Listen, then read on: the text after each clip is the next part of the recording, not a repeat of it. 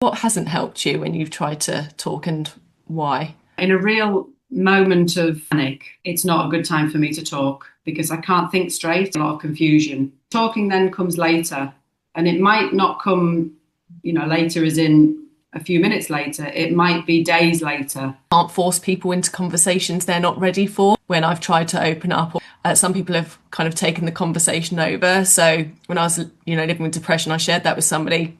And then I, spoke to them another time and they said, oh, I just think I'm going the same way as you.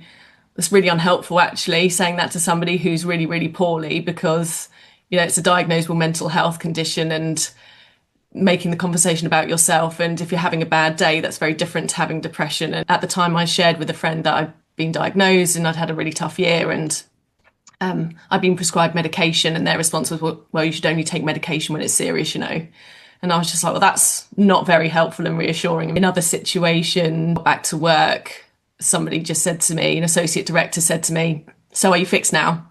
And I'd had like 2 weeks off, and I was just like, it's not a matter of being fixed or not. So I found that really unhelpful. Somebody else in a different scenario say to me, you know what you should do?